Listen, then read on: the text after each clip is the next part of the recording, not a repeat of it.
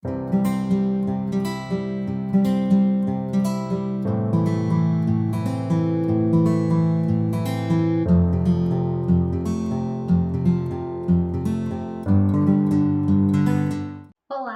meu nome é Yasmin Villanova, eu sou integrante do projeto Professor do Futuro e vim fazer uma brevíssima revisão de direito constitucional com vocês, de alguns pontos em específicos do direito constitucional. Vamos dar início, então, pelos fenômenos constitucionais. Para que possamos ter um entendimento melhor sobre os fenômenos constitucionais, vamos conceituar, ter uma base sobre controle de constitucionalidade, para ajudar a nos dar um melhor raciocínio, a entender melhor sobre os fenômenos constitucionais. Então vamos lá. O controle de constitucionalidade, ele é um parâmetro constitucional, um filtro constitucional, uma adequação da norma contemporânea à Constituição vigente à época de sua publicação. Então, quando eu tenho uma norma produzida e publicada contemporaneamente à vigência da atual Constituição, eu vou ter que ter a compatibilidade formal e material desta norma. E para eu verificar a adequação dessa norma, se essa norma ela é ou não constitucional, eu vou fazer o controle de constitucionalidade. Mas isso acontece com as normas que são produzidas contemporaneamente à égide da Constituição vigente, à sua época de publicação. Ou seja, eu tenho a Constituição lá de 1988, a nossa atual Constituição, e eu produzo e publico uma norma hoje, no ano de 2021. Como essa norma ela veio a existir na vigência da Constituição de 88, essa norma ela pode ter o controle de constitucionalidade, pode ser feito o controle de constitucionalidade desta norma. Por quê? Porque esta norma foi produzida e publicada agora com a Constituição de 88 vigente. Então, eu vou fazer o controle formal e o controle material desta norma. Mas e quando nasce uma Constituição? Né? Quando nasce uma Constituição, o que acontece com as normas que foram produzidas anteriormente à Constituição? Vamos lembrar lá sobre o poder constituinte originário? Quando eu tenho um poder constituinte originário revolucionário, eu tenho uma Constituição que veio depois de outra Constituição. E quando essa Constituição dá origem a uma nova Constituição, lembrando sobre a revogação e hierarquia das normas, a Constituição ela não vai revogar as outras normas. A Constituição que foi originada atualmente, agora, que o poder constituinte, originário, revolucionário acabou de dar origem, ela não vai revogar todas as normas, ela vai revogar somente a Constituição anterior. E o que acontece com as outras normas, né? Anteriormente a essa Constituição que está sendo produzida agora, essas outras normas, todo o ordenamento jurídico anterior, ele vai ficar suspenso. E é aí que acontecem os fenômenos constitucionais. Não é possível, né? É meio que impossível produzir todo um ordenamento jurídico juntamente com a nova Constituição. Então, o que eu vou fazer nesse momento, né? Algumas normas vão passar pela recepção constitucional. Então, essas normas que foram produzidas e publicadas anteriormente à vigência da Constituição atual, elas vão passar pelo fenômeno constitucional de recepção constitucional. Então, o que é do ordenamento jurídico, o que é do ordenamento jurídico anterior, eu vou abraçar, né? O que eu vou trazer para o nosso novo ordenamento jurídico, dessa que está nascendo juntamente com essa nova Constituição. Esse ordenamento Eu vou olhar para aquela norma que foi produzida e publicada anteriormente e eu vou verificar se essa norma ela é materialmente compatível, se ela tem a mesma ideia, se ela tem os mesmos princípios e preceitos desta Constituição que está nascendo. Por que eu não vou verificar a compatibilidade formal? Porque a roupagem, né, a gente sabe que a formalidade da produção da norma, ela é dada, é a roupagem que aquela Constituição exige para que aquela norma venha a existir. E quando essas normas foram produzidas e publicadas, não existia a nova Constituição. Então, não tem como eu ter ideia de como seria a formalidade de uma nova Constituição que ainda nem existe. Então, a gente vai verificar a materialidade, se ela é materialmente compatível, se ela tem princípios e preceitos fundamentais, princípios e preceitos constitucionais parecidos com o da nova Constituição. Se ela, que nem a nossa Constituição de 1988, ela é uma Constituição muito humanitária. Então, tem lá os direitos fundamentais. Se eu tiver uma norma que foi produzida anteriormente à Constituição de 1988 que vá contra os direitos fundamentais, essa norma ela não vai ser recepcionada, porque ela vai contra a matéria que é tratada dentro dessa nova da Constituição de 88, né? Então, é necessário verificar se a norma ela é materialmente compatível com a nova Constituição, para eu receber essa norma, para eu recepcionar, abraçar essa norma e trazer ela para o nosso novo ordenamento jurídico. Aqui é a recepção. Vamos ter também um outro fenômeno chamado a desconstitucionalização. O que é a desconstitucionalização? É muito simples. Eu tenho uma norma, né, da Constituição anterior, no qual essa norma ela está positivada, ela está dentro do texto da Constituição anterior. E quando eu receber essa norma dentro do nosso ordenamento jurídico atual, através da origem da nova Constituição, essa norma ela vai entrar como uma norma infraconstitucional. Então, vamos supor, eu tenho a Constituição de 1988 e em 2021 fazemos uma outra Constituição. Tem o artigo 5º da Constituição de 88, que é um artigo gigantesco, né? Quando eu trouxer esse artigo 5º para essa Constituição de 2021, que a gente está produzindo agora, eu vou trazer ela como uma norma infraconstitucional. Eu não vou trazer ela, positivar ela dentro do texto constitucional atual. Não, eu vou trazer ela como uma lei. A lei lá que foi produzida através do artigo 5º da Constituição anterior. Então, eu vou tirar a norma que está dentro do texto, a norma constitucional que está positivada dentro do texto constitucional da Constituição anterior e vou trazer para o ordenamento jurídico atual, na égide da Constituição que está sendo feita, né, que está começando agora, que está dando origem agora, e vou trazer para dentro do ordenamento, mas como uma norma infraconstitucional. E temos o outro fenômeno da repristinação. O que significa repristinação? É o retorno, né? Está escrito ali o retorno, o regresso, quando a lei ressuscita. Bom, a gente vai ter lá a lei A, a lei B. Eu tenho uma lei B, uma lei A que está vigendo, está produzindo seus efeitos, e surge uma lei B que revoga a lei A. Então, a partir de hoje a gente não tem mais a lei A foi revogada. E começa a vigir essa lei B.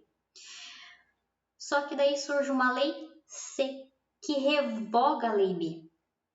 Então, a lei C revoga a lei revogadora de A, da lei A.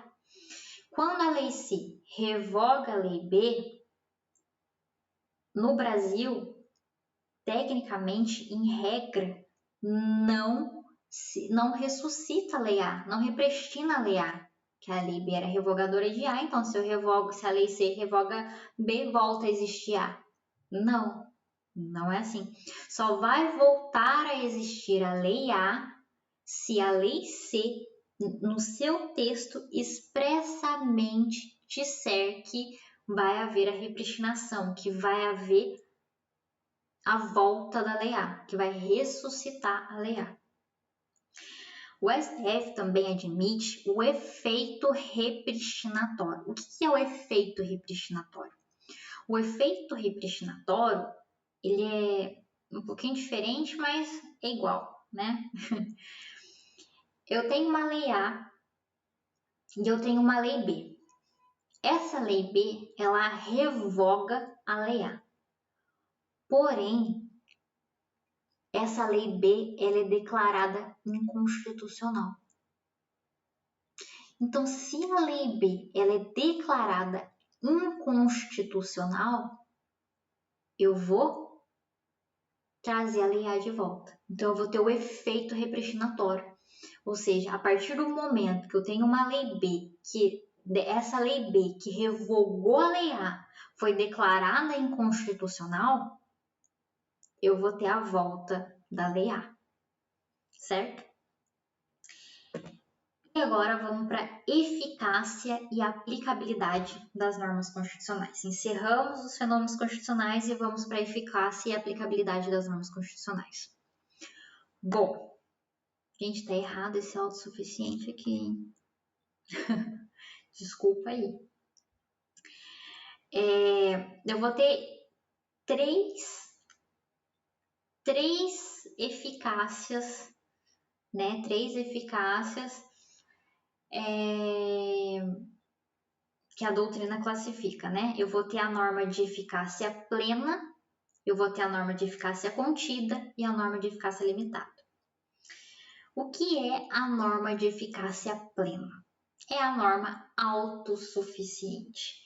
É a norma que contém todos os elementos necessários para produzir os efeitos imediatamente. Que ela tem todos os elementos para produzir os efeitos e ela pode ser aplicada imediatamente. Essa lei, a lei de eficácia, essa norma de eficácia plena, ela não admite uma complementação, uma norma regulamentadora complementar ou uma norma regulamentadora que venha a surgir depois. Ela não admite isso, ela é autossuficiente, ela existe, ela tem todos os elementos para produzir efeitos, ela já nasce produzindo efeitos. A norma de eficácia contida, ela é parecida. Ela é uma norma também autossuficiente. Ela é uma norma que ela tem todos os elementos necessários para produzir efeitos e por isso a sua aplicabilidade é imediata. Porém, enquanto a lei de eficácia plena não admite a complementação, uma norma regulamentadora, a norma de eficácia contida admite. Ela existe bem sem uma norma regulamentadora. Sou autossuficiente, existo, produzo os meus efeitos mesmo sem uma norma regulamentadora. Mas se quiser me regulamentar, tudo bem, eu admito que venha a ter uma norma regulamentadora, uma regulamentação, uma complementação normativa. E essa norma contida, ela admite essa regulamentação para que seja contido seus efeitos, né? Bem sugestivo o nome, contida, conter os efeitos, aceita a regulamentação. E eu tenho a norma de eficácia limitada. Essa norma de eficácia limitada, ela não tem nenhum efeito no nosso ordenamento jurídico. Ela é um zero. Ela necessita de uma regulamentação, de uma norma complementar, de uma complementação normativa, de uma regulamentação. Ela necessita para produzir efeitos, ela não tem os elementos necessários e por isso a sua aplicabilidade é imediata. Eu fico na espera de uma regulamentação, de uma norma regulamentadora. E qual é a principal diferença entre a norma de eficácia contida e a norma de eficácia limitada?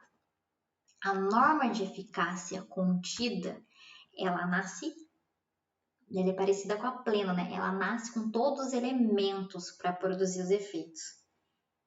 E aí, quando eu tenho uma norma regulamentadora, eu venho restringindo, porque ela tinha, né, lá, como ela é parecida com a plena, ela tinha lá os elementos necessários para aplicação, dos efeitos, e eu tenho lá uma produção de efeitos assim maior. E quando eu tenho a regulamentação dela, vem uma norma regulamentadora, eu vou afunilar essa eficácia. Já a norma de eficácia limitada, ela não produz efeitos, ela necessita, ela parte de um zero, de um nada. Ela necessita da regulamentação normativa. Então, se ela parte de um zero, ela vai, quando chega a norma regulamentadora dela, ela vai sair do zero para produção de efeitos. Então, essas normas, ela tem como diferença, o efeito delas são diametralmente opostos. Essa é a diferença das normas, dessas duas normas, certo? E também de eficácia plena, que produz efeitos plenamente, já nasce pronta, ela é autossuficiente, não precisa de ninguém e não admite nenhuma regulamentação, certo? Depois nós vamos ter os elementos da Constituição. Nós vamos ter os elementos da Constituição. Vamos ter os elementos orgânicos, que estruturam, organizam o Estado, tipo, orgânico, organizam, é aquele um que vai estar nesses títulos aqui da organização do Estado, da organização dos poderes, vai estruturar o Estado, certo? Os elementos limitativos, que são as normas que versam sobre os direitos e garantias fundamentais, por exemplo, né? E colocam limite, né, no Estado, limitam o Estado. Vem lá daquela questão das gerações do direito, né, da norma. Depois vamos ter os sociológicos, são aqueles que revelam o compromisso da Constituição com o Estado social, né, não preciso falar muito sobre isso, né, o sociológico, o compromisso com o Estado, palavras-chave. O de estabilização, que são aqueles que defendem o Estado, e os formais, aqueles que estabelecem as regras de aplicação das normas, que ditam alguns processos, tipo a parte do processo legislativo, a aplicação das normas e garantias fundamentais, são esses elementos. E os direitos e garantias fundamentais. Vamos distinguir lá os direitos e garantias fundamentais e os direitos humanos. Bom, os direitos humanos, eles são aquele direito que está no plano ideológico. Ele não está positivado, ele não está dentro do nosso ordenamento jurídico. Já os direitos fundamentais são os direitos humanos, mas eles saem daquele plano ideológico e eles entram dentro do ordenamento jurídico. Então, eles estão positivados dentro do ordenamento jurídico. Essa é a diferença entre direitos humanos e direitos fundamentais. Os direitos humanos ele está fora do ordenamento jurídico de um Estado. Está lá no plano ideológico, ele existe, mas ele não está dentro do nosso ordenamento jurídico. Os direitos fundamentais são os direitos humanos positivados, que estão dentro do ordenamento jurídico. Já a diferença entre os direitos e garantias fundamentais é que os direitos fundamentais, eles são o bem em si. Por exemplo, direito à liberdade, certo? Direito de ir e vir, direito à liberdade, é um direito, é um bem, né? É o bem em si, é a matéria daquela norma, né? E eu tenho as garantias fundamentais. As garantias fundamentais são os instrumentos para que eu consiga assegurar esses direitos, para que eu consiga assegurar o bem fundamental. Então, as garantias, elas protegem o bem jurídico. tutelado, certo? Bem jurídico fundamental tutelado. E, por exemplo, eu tenho lá, que eu falei, o direito de vir, o direito à liberdade, e o que eu tenho de garantia fundamental desse direito? Um habeas corpus. É um instrumento que eu vou ter para garantir esse direito, certo? O Estado garantir esse direito à pessoa. E os tratados e convenções internacionais e emendas constitucionais. Bom, os tratados e convenções internacionais, quando eles entram no ordenamento jurídico na forma de emenda constitucional, ele ganha status constitucional. Ele se torna uma norma supralegal. Ele entra com status de constitucional. E qual é a forma de ingresso conforme a emenda constitucional? São aqueles tratados de direitos internacionais que vão passar por 3/5 nas duas casas, com aprovação de 3/5 nas duas casas do Congresso Nacional em 2 turnos. É aquele famoso 3/5, 2/2, né? Então, as normas que forem aprovadas de acordo com esse processo legislativo, com o processo legislativo de emenda constitucional, aprovado por 3/5 em cada uma das casas do Congresso Nacional, em 2 turnos de votação, essas normas vão entrar, esses tratados e convenções internacionais vão entrar com o status de norma constitucional, certo? Bom, esse é a nossa revisão pontual de alguns temas.